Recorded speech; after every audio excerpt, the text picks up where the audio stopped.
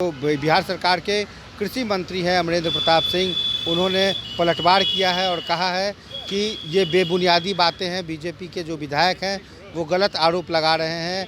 आप पिछले कई सालों का रिकॉर्ड देख लीजिए, उनके नेतृत्व के आधार पर ही जनता वोट करती है और उनको मानती है, तभी जनता वोट करती है और सरकार बनाती है। बीजेपी के बारे में यदि ऐसा उन्होंने कहा है तो यदि के आधार पर मैं कुछ नहीं कहने वाला।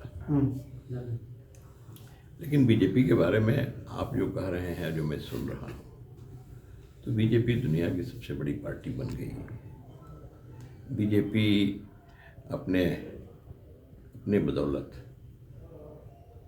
और कांग्रेस के बाद प्रथम एक ऐसी पार्टी है, अखिल भारतीय पार्टी है।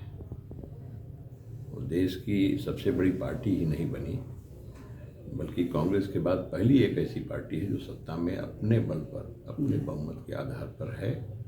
और दोबारा जो बहुमत है वो तो दिखाई पड़ रहा है।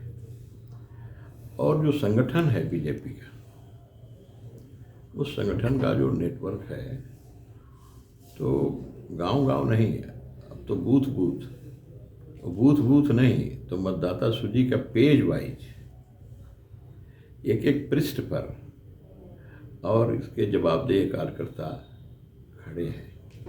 तो क्या यह सब बिना नेतृत्व का हो रहा है?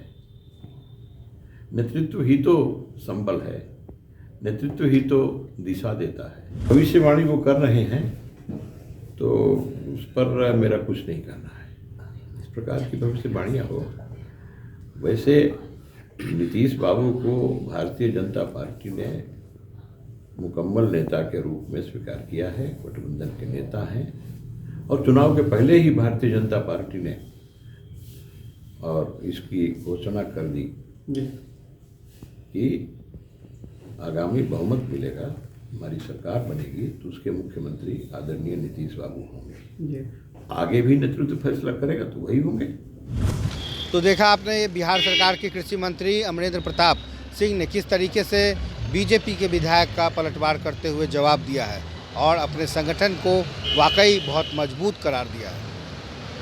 अभी के लिए बस इतना ही। टाइम 8 की खबरों के लिए आप ऐसे ही बने रहें टाइम 8 के साथ।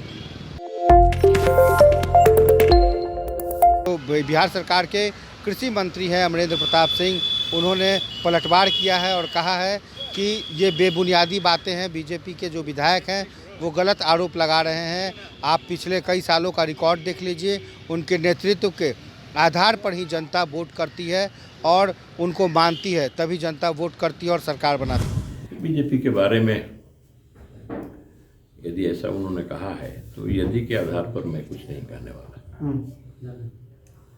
लेकिन बीजेपी के बारे में आप जो कह रहे हैं, जो मैं सुन रहा हूँ, तो बीजेपी दुनिया की सबसे बड़ी पार्टी बन गई है। बीजेपी अपने बदौलत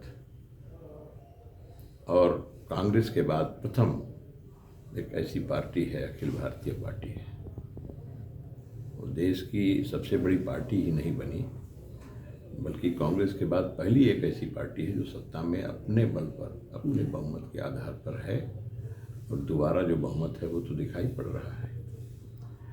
और जो संगठन है बीजेपी का, उस संगठन का जो नेटवर्क है, तो गांव-गांव नहीं है, अब तो बूथ नहीं तो मतदाता सूची का पेज वाइज एक पृष्ठ पर और इसके जवाबदेह कार्यकर्ता खड़े हैं।